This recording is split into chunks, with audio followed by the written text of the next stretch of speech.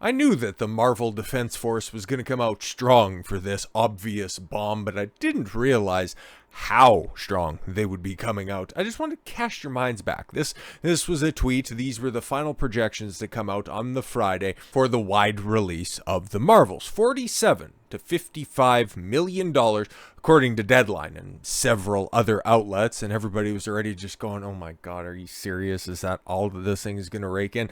Just go ahead and plug our nose, and hopefully we'll be able to survive the weekend. And as we figured out, yes, it ended up hitting the low end of those estimates, but still fell right in between those margins of error, right? That's what we all thought, right? Right? Of course, it couldn't possibly be that they inflated it so everybody figured out that no, yeah, it fell between expectations. That's fine. We can just go ahead and, push that off to the side, and we can talk about other more pressing things like what the hell are we going to do with the rest of this disaster? The Marvels faces anti-woke backlash after box office flop, echoing Captain Marvel attacks. No. Everybody can just go ahead and point directly at the writing, even though that was such a case at the time with Captain Marvel. It's like, wow, that's written atrociously. The characters are dog shit, and the plot makes zero sense. The Marvels, the newest installment in the Marvel Cinematic Universe, and potentially the last one anybody's really going to pay any attention to, had the franchise's worst ever opening weekend at the box office. And right-wing critics, how many of those are there actually out there? No. They just mean to say, oh, those evil, mean people that are out there on YouTube. Oh, they're saying that there's so much bad things that are in this film that they shouldn't go see it. Then it's so funny because this is the first Marvel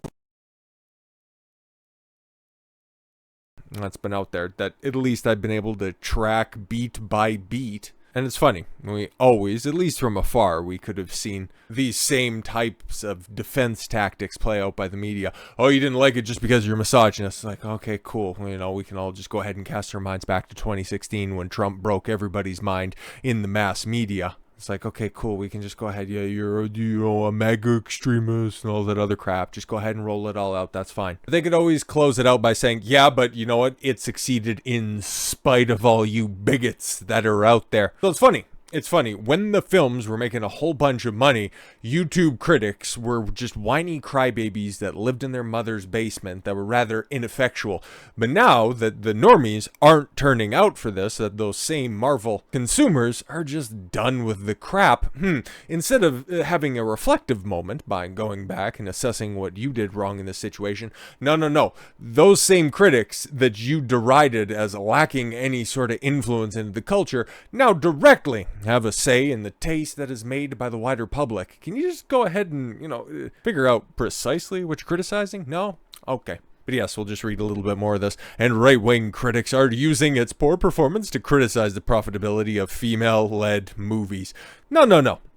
There's some people that have been out there. I think Chris Gore, alongside many other people, have echoed this sentiment, but his specific tweet on the subject went quote-unquote viral, because he pointed out something that a lot of other people have pointed to as well by saying that, yeah, Disney, when they purchased Star Wars, Lucasfilm, and they purchased Marvel, okay, Disney being widely considered a female brand with all the Disney princesses, all of their in-house animation, mostly geared towards women, they decided that, oh, okay, yeah, we'll just go ahead and buy mostly male-dominated properties and then just feminize them. Fucking replace all the male characters with female variants, which is there I don't think there's a single Avenger left standing, sans Captain America? And even still, he's been replaced from the characters that made the franchise successful in the first place.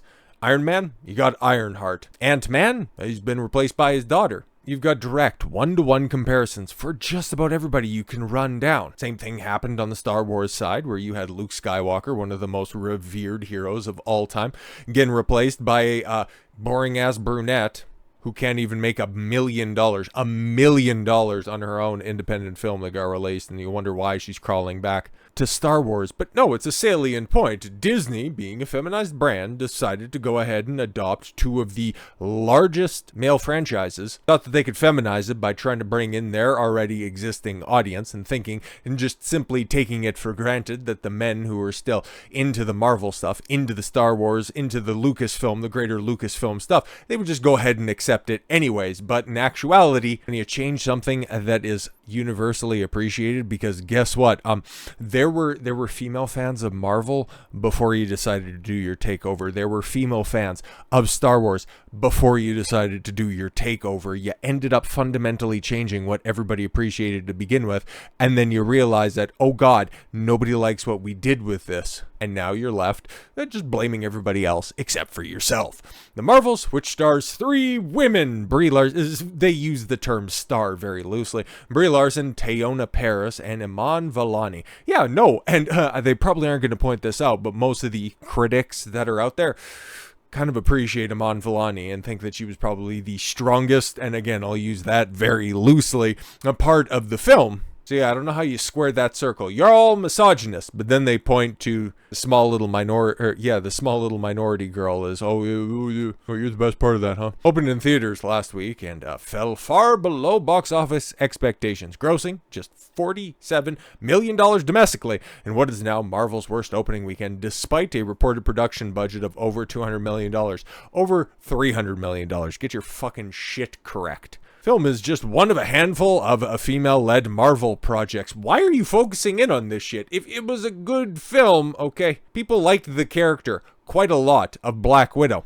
Until her solo film came out and it was written in fucking crayon. That's when people turned on the character. Or also didn't give it a chance because you slotted in that film fucking terribly in the timeline because, oh, guess what? She was already fucking dead in continuity. But no, go ahead and tell her story that completely and totally assassinates her character and the growth that she makes and is responsible for one of the best scenes, or probably the best scene in Endgame. But don't worry about that. It'll totally be fun. But yes, and remember, yeah, the Marvels, such a film, is the sequel of the billion-dollar grossing Captain Marvel, which also starred Larson as the titular superhero. Don't make